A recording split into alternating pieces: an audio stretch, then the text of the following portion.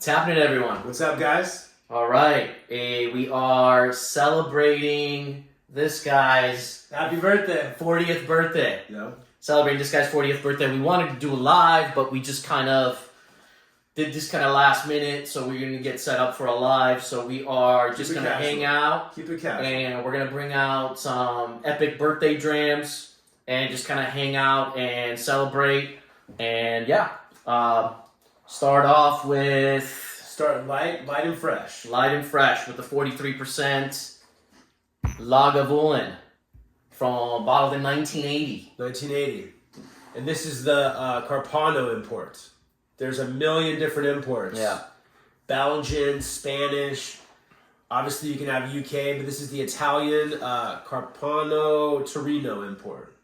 If you want to go kind of the essence of what makes Lagavulin special, like, you know, if you talk to someone who's tried every Lagavulin, right, what they're going to tell you is these older 12s and the White Horse 16s. That just kind of defines why Lagavulin is which we epic. Reviewed. We recently reviewed. Recently, yeah. Because we're talking about 1960s. Lagavulin juice. Yes. And to really know it, you got to try it. Yeah. Those two bottlings. Completely different. Yeah. There's obviously good bottlings out there. The 21 is very famous. There's a 25 that's very good. Yes. There's single casks that are good. But the essence of like what makes Lagavulin so damn special. Yeah. And if you truly want to try to get to know Lagavulin to its fullest extent, you got to try one of these 12s and the 16s. Yeah. And we're talking about old school coastal Isla tropical peat. Yeah, it is completely so different. Completely different. Yeah, exactly. So, it's all part of the whiskey journey, but to really get to know. Yeah. So, and these are all bottled at 43%. Yes. ABV. Show off the bottle here luckily, again. Beautiful, easy screw cap. Yes. No cork to mess with. Show the back. Which is awesome. Now, this particular import, we obviously are familiar with the different imports. This particular Carpano import is known to be a very, very good one, if not one of the best ones. Right. So naturally, when we're seeking out to buy these, we pay close attention to which import that we're getting. We're not just randomly buying these. Same thing. Why did Italy always get the best? Italy's always getting the best from back in the day. Mafia, baby. Yeah, absolutely. Let's do it. We're obviously not reviewing these. We're just kind of hanging out. Having some grams. I can smell it from here, Smell it too. from here. Yeah. Oh my gosh. Here we go.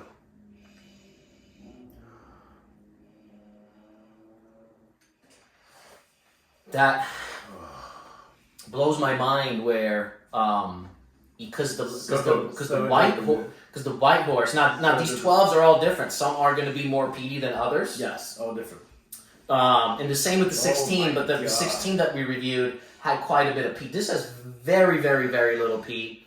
It's just very like ocean breezy in the background, and it's just candied and extremely fruity in the front. I mean, it's just the forefront is just all candied sweet fruits, oranges, mandarins, tangerines, fresh, the freshest, juiciest fruits possible. And it's got this so different than now. It's got a weird like Dunnage funk to it. It does, obviously funk. It's got an old school Dunnage funk to it. Yeah, there is peat there. When I first popped this neck pour, there was like zero peat. It was trippy.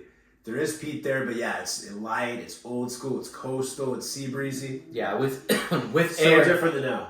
With air, a little bit more of the peat is coming through. Yeah.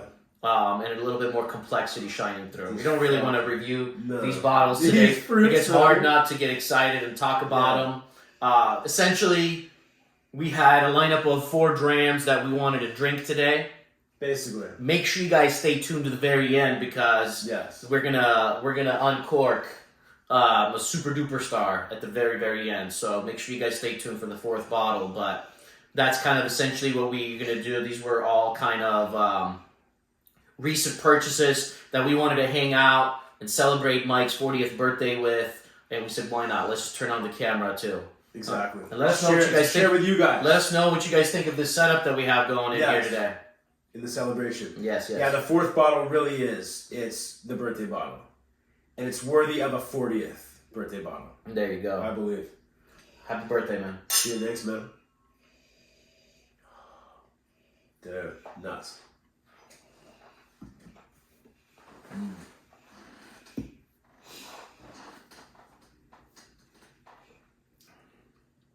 Oh yeah. Oh, that's got a full Lagavulin. Always more pronounced on the palate. Much more peat Yeah. coming on this guy after letting it breathe. I'm talking like 3 times more peat. Oh yeah. Really on the first pour, that wasn't kind of coming through. It was kind of closed off.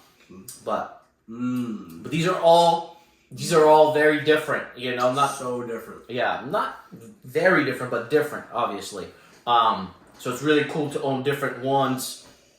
Like we said before, some are going to be peatier than others, but extremely fruity on the nose, but big peat coming through on the palate, which we weren't getting on the first couple pours. Yeah, cigar, ash, tobacco, That what I really love about this is that 2 things: that Dunwich funk, because with old '60s Isla, we're used to getting the sweet candied peat and the sweet fruits. tropical sea breeze. What makes this very unique for me is this like old school, like this like Dunwich funkiness to Almost like it was aged in a different warehouse. Yes. Almost like, kind of like Bowmore has the Vaults #1, like a special Lagavulin warehouse. Yeah. Like right on the sea, but underground. Yeah. But still, beautiful oranges, mandarins, lime zest, some mango, some papaya. Man. But definitely, the peat's letting you know. I am Lagavulin. On the palate. I need to pour these a little smaller so we can kind of get through them, or we just put them to the side and let them breathe. But amazing. I'm gonna dust this the one. The nose is literally like just all fruit, candied fruit. And the star is that orange. It's almost like a different variety of orange. Like it's sweeter and juicier than even a mandarin orange or tangerine. It's unbelievable. Oh, yeah. But ashy, peaty. Yeah. The palate. Oh. Let the finish go a little bit before I drink water. It's a crime. Now these aren't cheap. These go for anywhere in that like 3 to 4, more now, closer to the $4,000 range now. So you want to hunt one of these down at auction. You're looking at anywhere from the $300 to $4,500 range, depending on fill level, depending on the quality of the label. We always shoot for a decent fill level. But we don't care. Shitty label. Like we tape the label back on ourselves right here. As long as there's enough label on where you actually know what the hell it is. Yeah. So we have zero issues. Obviously, the worse the label is, the better for us because that means we're gonna get quite a bit of a discount. A collector, which is nowadays most people aren't opening these, right? They get opened, but they probably get opened by like someone like Angus for a master class, something like that, right? Or for someone that wears high-end glasses like this, As long as as long as the level's not like too low where there's too much air to be compromised, the shittier the label, the better, dude. Yeah, you guys are gonna ask us how do we store this. By the way, before we get, I'm going 100 different places. Oh, good, man. 43%. Big flavor. Big. We keep talking about this. 40 to 43% back in the day. Maybe something about it just sitting in the glass for all these years, right? But something about this being in glass for 41 years. But it is big flavor. Compared to Lagavulin 16 now, there's zero finish. Wow. It's coating, man. My palate, after even drinking water, full of Yeah. Lagavulin. Coating, orange, lime zest, ash, tobacco, sea spray. Yeah. It's all there. Oh, so different. Next dram. And speaking of low ABV not mattering, What do you mean by that? the next dram. Oh, yeah. You might see that ABV and say, oh my God, it's too weak. You pull it out. Is it by you? Nope. Do you have water, Mike, to rinse your glass? I do. This is a Lefroy 10. 70 proof, UK 70 proof. So 40% ABV. The famous rare 75.7 CL. So even rarer than the Bonfantes. And by estimation, there's no bottle year on the bottom. But by estimation, I would say anywhere from late 60s to early 70s. Yeah. No one really knows. Yeah. Our guess is late. Yeah. But, just we have the Bonfanti. We love it. We reviewed it. Had opportunity to get this one, try this one. The really famous one, the other Italian importer, Filippi Fausto, is just way too expensive. It's a $10,000 bottle now. So that's the hardest part. At least have the chance to try this bad boy. It's the hardest part about these older Lefroy 10s, right? Because you're saying 40%, 10-year-old whiskey, right? Now, if there's older stuff in there, there's older stuff in there. That's fine. But again, you just assume there's 10-year-old whiskey, bottled at 40%, and you're being asked to pay a minimum of $5,000 for a bottle like this, right? I think we got this for $4,500.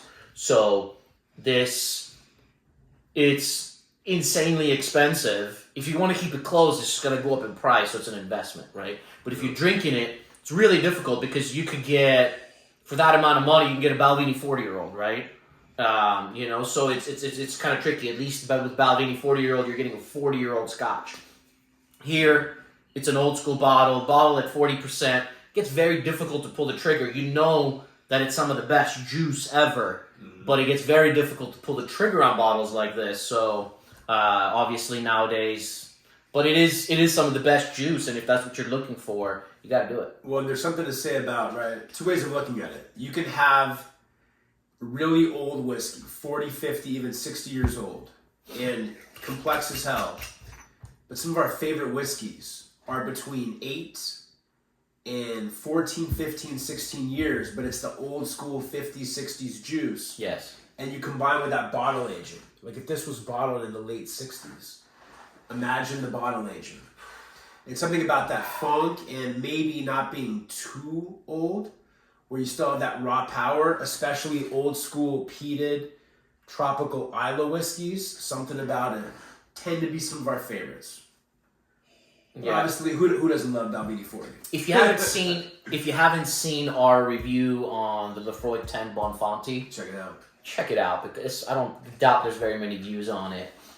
But it is some of the best whiskey ever bottled. Like for whiskey nerds, you know? Yeah, that bottle goes for like $10,000 now. Yeah. That bottle's kind of done too. Yeah. So, I mean, again, imagine paying $10,000 for a 10-year-old Lefroy. Yeah, and this is a UK bottling and even rarer in terms of numbers. Yeah. Volume, just the time it came out than the Bonfanti. So, yeah, our assumption here is anywhere from 1968 to like 1970, 71-ish. Yep. Or right around those 3-4 years during that point. Yeah, based on the bottle manufacturer details, that's the estimate. Yeah.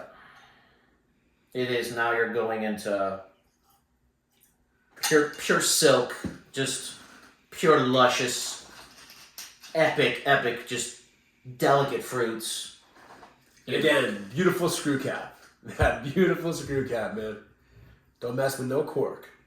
Yeah, so we're not going to gas this or anything like that. We're just going to close this as tight as possible and then parafilm it around. Yeah, we need it wood, and it's been asleep for 50 years. Yeah. Half a century. Needs to breathe. Yeah, this really needs to breathe, obviously. This is more like a fun thing. If we didn't have the cameras on, we'd probably spend at least an hour with each one, so it'd be a 4-hour video. And let it breathe for an hour. Yeah. So it would be too much. It'd be an all-night thing, but for the sake of having this on video, for the sake of putting it out on YouTube, we are not naturally rushing through it. You can make the argument that, hey, we should have only done one of these on video, not all 4, but fuck it. Now this is again, beautiful, luscious mangoes like you get with older Lafroigs. Mm-hmm. But this peat for me is like rainforest jungle, like funky peat. This is crazy. On the back. Whereas the Lagavulin peat, that was your typical ashy stuff, just older school and more beautiful. Yeah. Beautiful, richer, more pronounced, a little sweeter. But this is funky. Like versus the Bonfanti, this is like a mango peat, sweet peat, gummy rainforest, man. So the Lagavulin to me is like, as a whiskey enthusiast, connoisseur, whatever you want to call it, you have to try it. Yes. But this is dreamy whiskey. This is fucking. These older Lafroigs, It's like history, museum whiskey. yeah, are dreamy. Yeah. This is so different. That's what I mean. Like if you took this spirit and aged it for 40 years, it's gonna take out all this raw, unique power and characteristics. Now, we say this. Right now. We say this. We've said this before. I'll say it again. If all whiskey was this, and that's all we knew, okay? If it was the Lager 12 and then this, and you're going to the store and it's $30 a bottle, $40 a bottle, and there's nothing else, you're not going to really know how special it is, right? Right? So it's kind of like, I don't know, think of your favorite restaurant, like your favorite seafood place, your favorite steak place. If that's all you, as if that's the minimum, yeah, that's what it is. I'm not saying that this was the bare minimum before. Obviously, these are special bottles. There's obviously bad whiskey back then, plenty of it actually, a lot of bad whiskey back then. But what I'm saying is like it was widely available to go get this stuff. You could just go to the grocery store and obviously pick up. The demand wasn't that high. Demand wasn't there. It tastes like they put some older, great shit in so there. So you're able to just get this regularly. Yeah. It's gonna be probably impossible to appreciate it the way we're appreciating it now. So you gotta always factor that in. There's this extreme wow factor that we don't taste this anymore. We can't go to the store and buy this anymore. It becomes rare. That's a trigger in the brain that makes it even more special. So in that sense, if you're going with like the YOLO, like you only live once, if I die tomorrow, I don't want to have any regrets of experiences. I don't care. At a certain point, the price gets too much. But in my opinion, we have it better than they did back then. In a weird way. Because it's all about perception. It's all about experience. Yeah, we might get a few FU comments, but I understand what you're saying. It's all about experience. I understand what you're saying. If we can fully appreciate it, even if we're like fantasizing and exaggerating and adding to it, it's in our brain, it's fake. Yeah. What we experience is what we experience, man. Yeah. Maybe they just couldn't appreciate it. Some did. No, of course, some did. But obviously, based on the demand and the price not going up, a lot didn't. Just something. A lot didn't. There's just something about being able to compare something this magical to today's, and to be able to say, "Wow, what a difference!" Of course. Literally, like mango and peat candy raindrops off, and somehow an Isla rainforest where it's been raining for a year straight, dude. So funky, and that freshness, that grass, the leaves. Oh my god! You're never gonna find this. There's this like floral honey aspect in the background, and in the forefront, it's that candied mango, and that salted raindrop. That sugar. It is. It's like it's so humid. It's so humid and salty. It's humid. It's humid. Sweaty. The way you're breathing in your glass is definitely getting humid. And at 40%. Nuts. All right, let's not. We're reviewing. Yeah. Cheers. We're reviewing. Cheers. First impressions.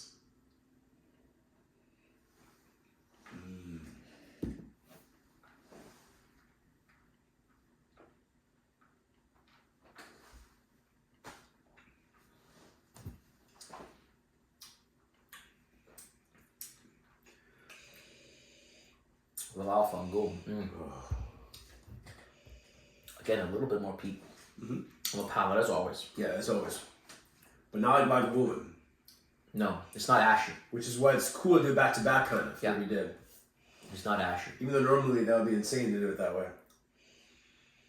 Yeah, but I could totally see how back in the day, if it's a cheap bottle, you bring it home, pour it in your tumbler, You're for drinking sure. this. For sure.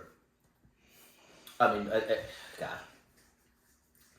how do you? So hard to open something like this, right? And I mean, it's obviously it's not cast strength. It's not light, but it's definitely like crushable. Where if you had it around all the time, don't even think about it. Yeah, tumbler, boom, even an ice cube, it's sip, but boom.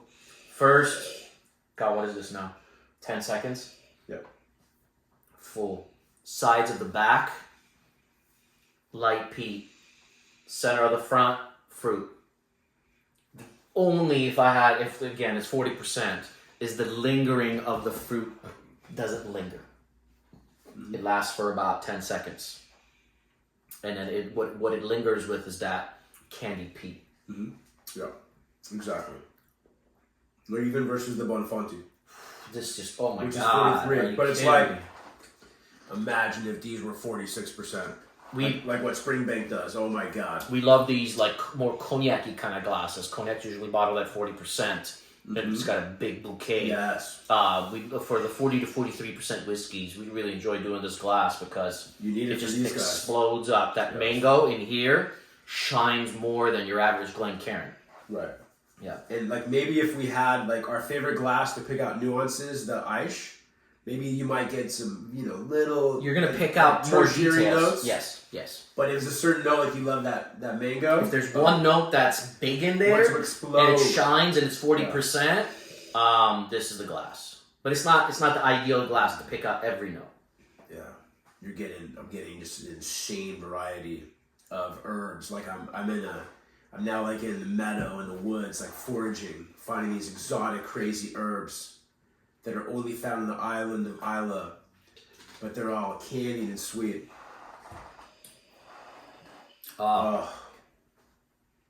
Beautiful.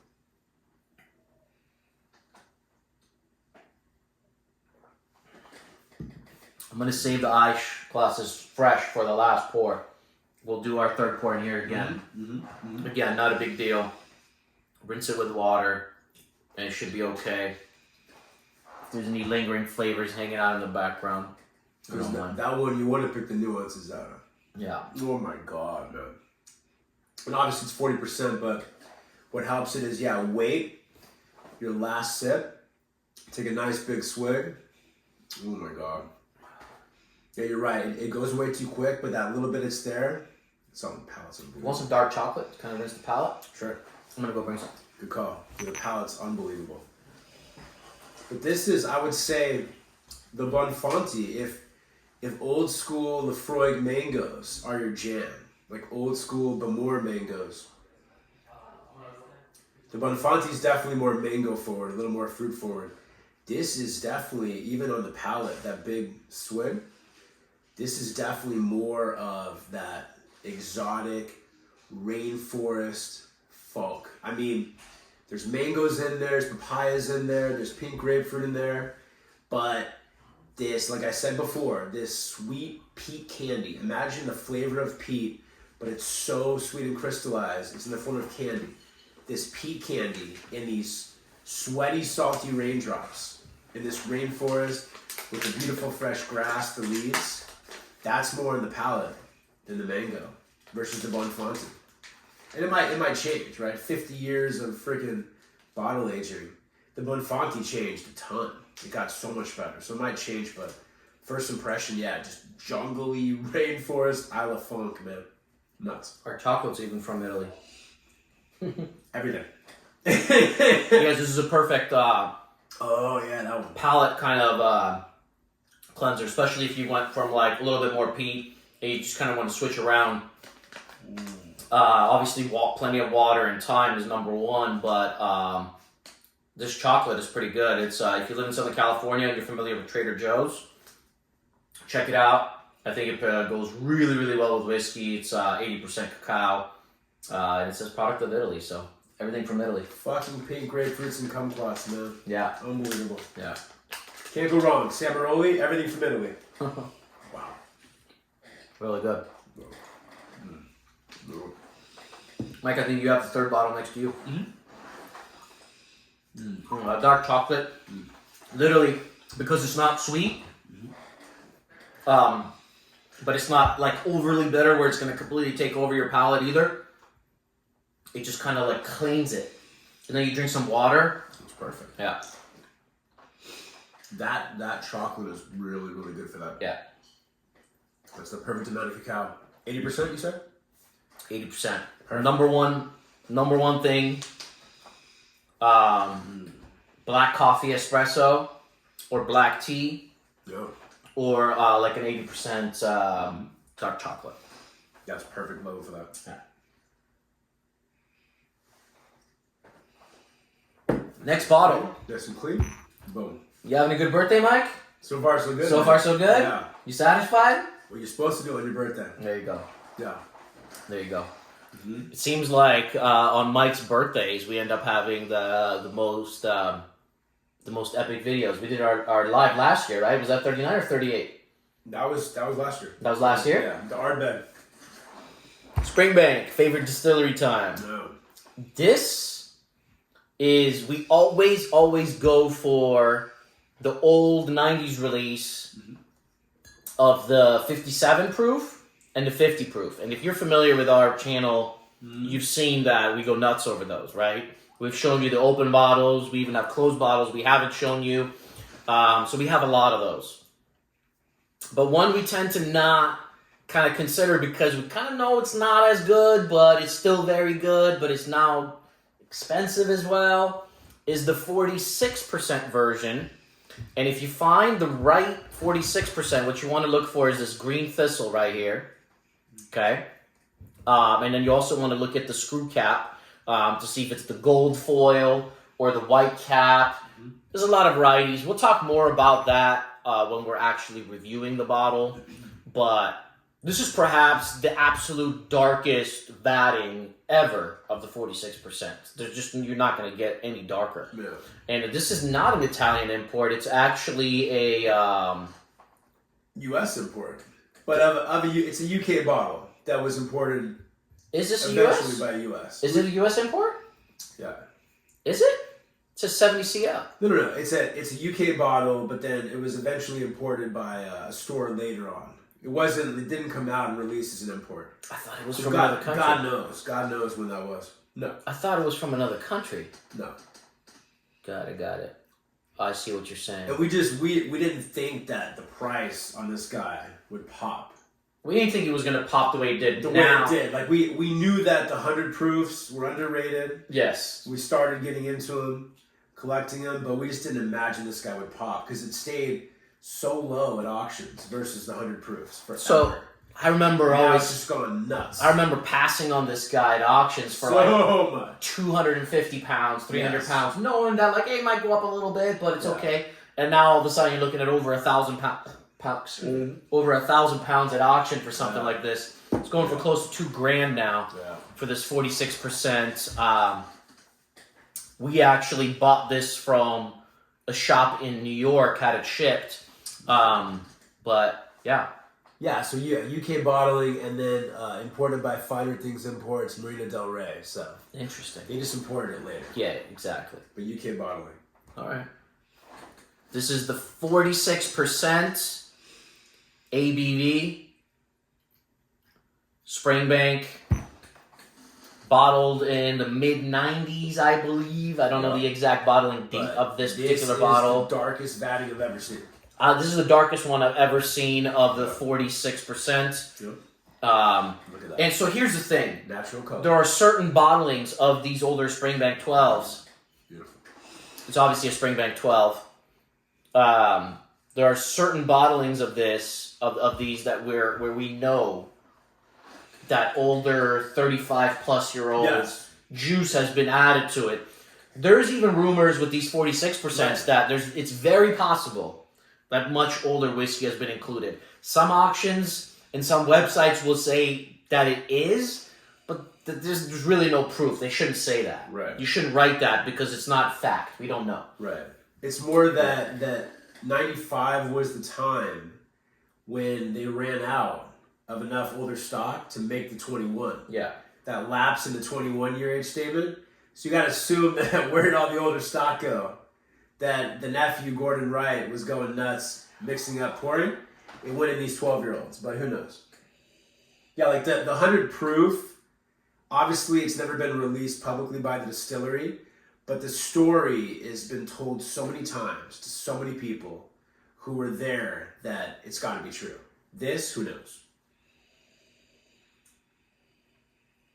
Like, I could have sworn we were talking about this being from, like, a Dutch import or, like, a weird... is that No. I'm dreaming? No. Probably just because I said it was imported by whatever, and then you had a little dream. It was a crazy import. Like, this is a funky bastard. Yes, funky. You know what it's reminding me a hint of? I'm getting hints of the 1962 Springbank in here. I'm getting... Because that one is... It's like muddy. Correct. It's muddy. There's a lot of earth funk. Yeah.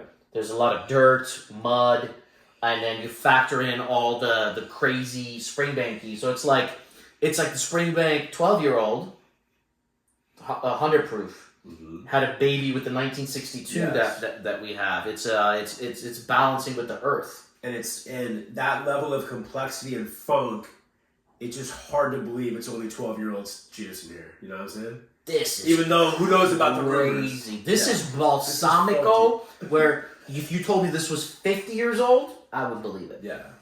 And that's why, again, God bless Gordon Wright, who is doing the mixing.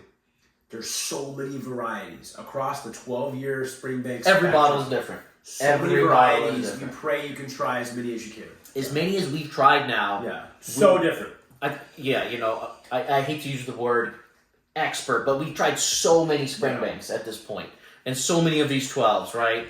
Where we could literally tell you every single one of them has been different. Yep. Yeah.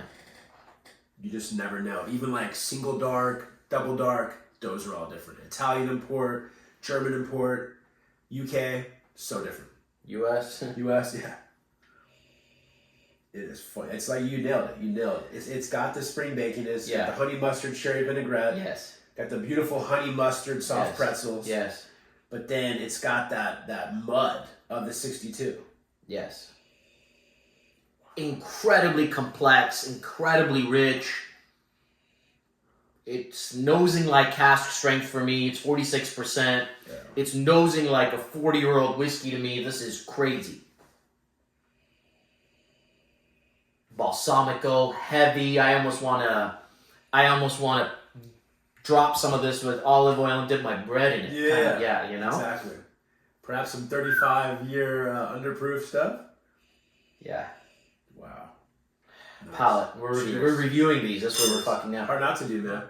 It's so complex and captivating.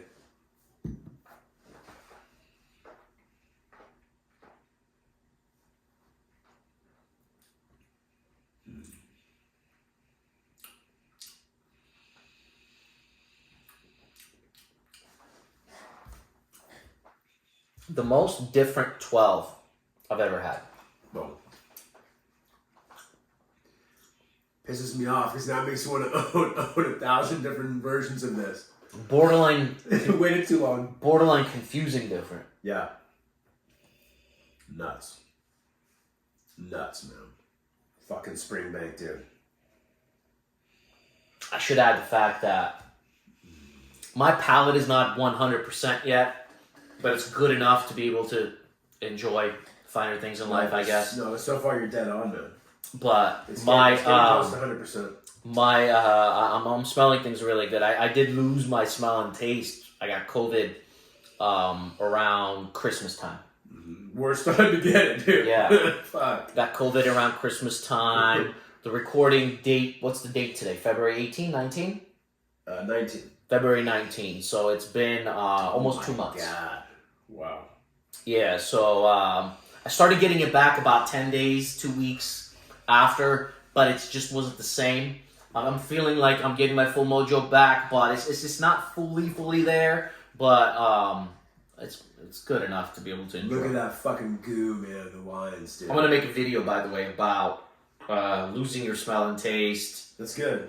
The panic of it is insane. For a whiskey enthusiast. Yeah, I mean, yeah. Well, I'm not gonna get too into it right now. It's supposed to be birthday, but super scary thing but I'm going to talk about things you can do to get it back, things to kind of train. That's good. But it's crazy because as a whiskey person, Dunzo. you guys know, we knows our water. Like we want to know the difference between Dasani and Evian and Fiji and regular filtered and you start nosing and tasting everything on like next level because of whiskey, because you just train yourself to be that way, right? You're like this Dasani came from this city municipal plant in LA. This one came from the other plant in LA.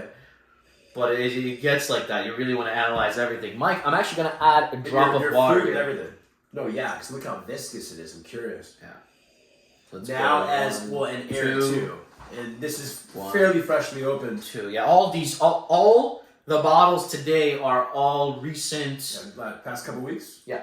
And just with air, now it's getting sweeter. The honey mustard cherry vinaigrette's coming out. The juicy apricots. Luscious peaches. More of those typical Springbank bourbon fruits are coming out. More red with a little bit of water right away. Right away, a little bit more of red fruits coming out. Oh, yeah. Cooked down like jammy fruits. Cooked down jams. Yeah. Strawberry, red currant, raspberry. Yes. This is A lot of strawberry, man. Funky. Earthy, strawberry, mustardy. Dark, man. Bready, yeasty, rich honey. The mud, dude.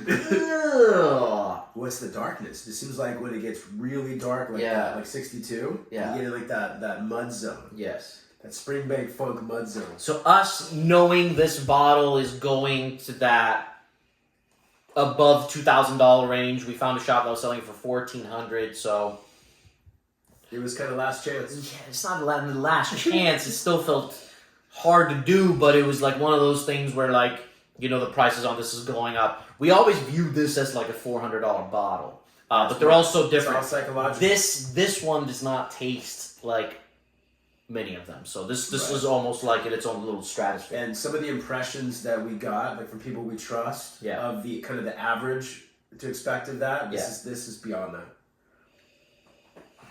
This is fucking nuts.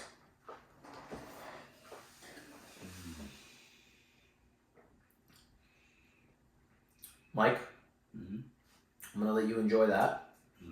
And I'm going to introduce, shall we? The ultimate. This is like a bucket list, man. This is not only bucket list. This is considered by many. And when I say many, I'm talking about the people that have tried it all. We always use that word, but there's that group that's been into whiskey for a long time. And, before it was fashionable. More attainable. And this comes as coming from a distillery that is amongst serious whiskey drinkers, experienced whiskey drinkers. It ends up always ranking within their very top, right? Top distilleries. And in this particular vintage, for this distillery, for many distilleries, but for this distillery in particular, it's just on another level, this particular vintage. From that particular vintage, this particular bottle is considered to be one of the very few best of the best of the best. The vintage is 1972, and the distillery is no other than Brora. Brora, 1972, from the rare malt selection, 22 years old. There are three bottlings of this, and this is probably considered to be the best one of the three. It is the ABV of 58.7% ABV.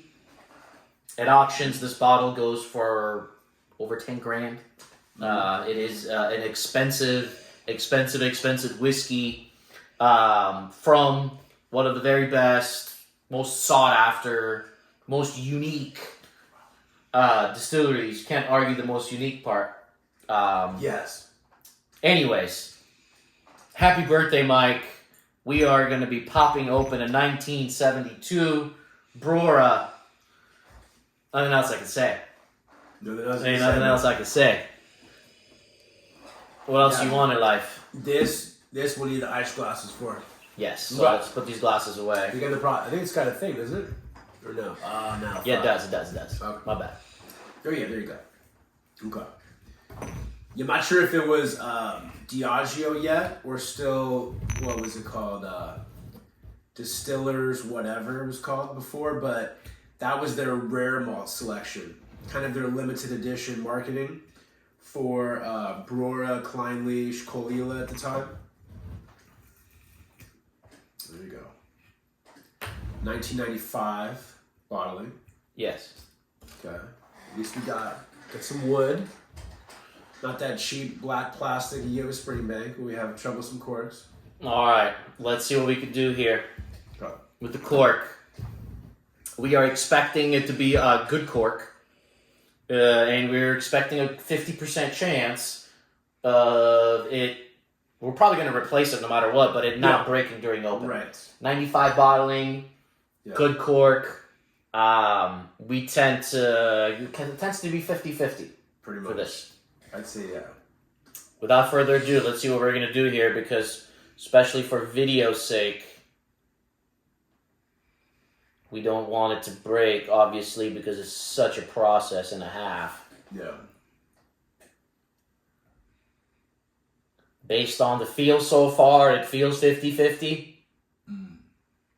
Starting to feel more like 60-40 on the good side. I don't want to jinx it.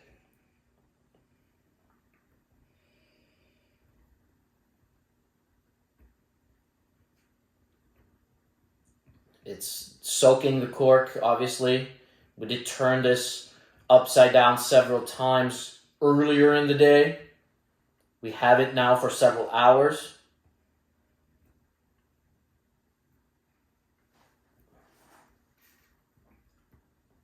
We're good.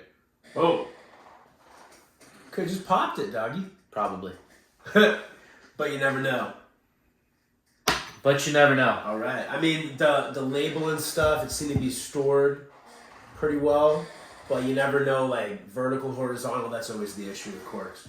Absolutely. For this guy, the level of complexity, gonna go with the ice. Pick out some nuances. Look at that color, man.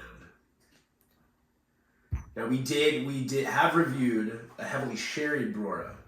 We've reviewed like 5 1972, we got a Broras. sample. No, I know. I'm just saying we have reviewed the 1972, but that was heavily sherried at Douglas Lang, and that was a sample. But this is the raw deal, spirit-driven Brora. All right. That was not too bad. Mike, you want another piece of chocolate before you... Yes, good idea. But you have to clear that mud up. Yeah. So this is going to be definitely more on the bourbon cask side, highlighting the spirit of Brora. This is for sure supposed to be highlighting the spirit of Brora. Mm-hmm. Mm-hmm. You're blind. If I brought it up to your nose, right away you're getting horse shit and cow shit. Brora! Yeah. Yeah. Swear to God, I smell like 40 horses running right in front of Yeah, my face. yeah. Just taking fat shits everywhere. Exactly. It's Brora, baby. So surprised they couldn't sell this stuff back in 1995. You know what it is? It's like a combination of it's like a thing now, right? It's such a thing now to get whiskeys that don't taste like anything else. Right. Right? And when you've tried, I don't know, 10, 20,000 whiskeys, 30,000 whiskeys, when you've tried thousands and thousands of whiskeys, 15 years, a couple different ones every day, sometimes 10 different ones on a weekend, right? You try thousands and thousands of different whiskeys, it gets to a point where you've gotten to enjoy a lot of variety, and you just kind of appreciate something extremely different that's done well, obviously. It has to be done well. And nothing tends to be different like Brora, right? Wow. This is nuts.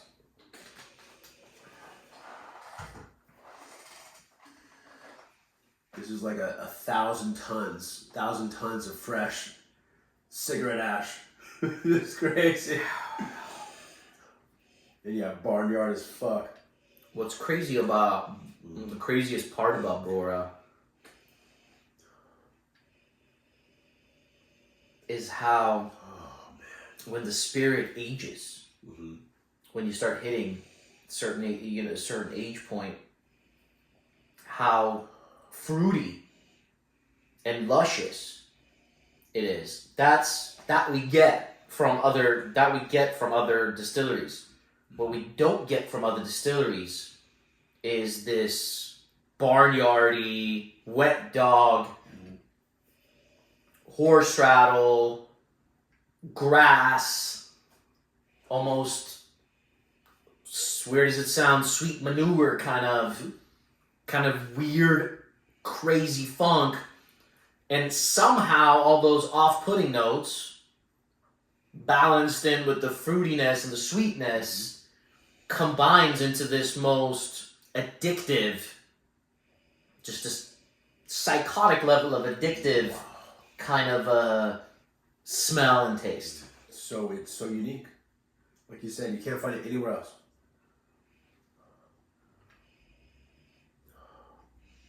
And yet still like waxy like the Klein Leaf, its sister distillery. But yeah, that fresh, sweet, crystallized cow manure.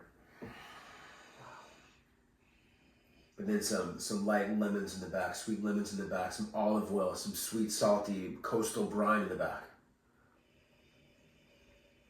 Oh, it's just opening up so nicely. Oh yeah, it's getting sweeter by the second. Yeah. Wow. Insane.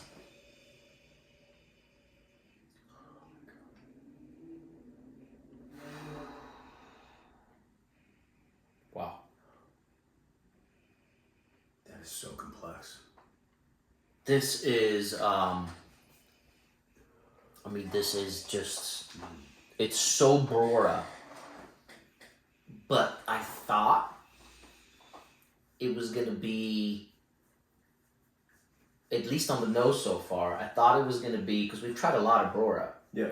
I thought this was going to be a harsher, not as elegant. Mm-hmm. And so far in the nose, it's pretty elegant. It's pretty. Like it's pretty silky. Because obviously we've tried a little older Broras. Older. This is 22 years old, and most Broras we've tried are 30. Right. Or older. 30 plus. Yes. No, it is. I know what you mean. I thought it was going to be automatically assumed. Yeah. I thought it was going to be a bit more brutal, and I'm still 90% convinced it is on the palate. Yeah. Well, it will be. Yes. Will be on the palate. But no, it is silky and elegant and waxy and luscious on the nose. All those beautiful farmyard notes. Beautiful lemon, pink grapefruit. Wow. Mike, happy birthday, brother. Happy birthday to me.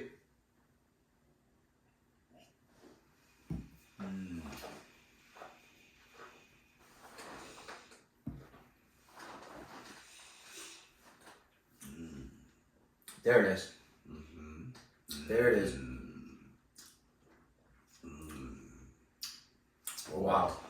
That's addictive, though. Wow. That's like a drug. That's so powerful. Wow.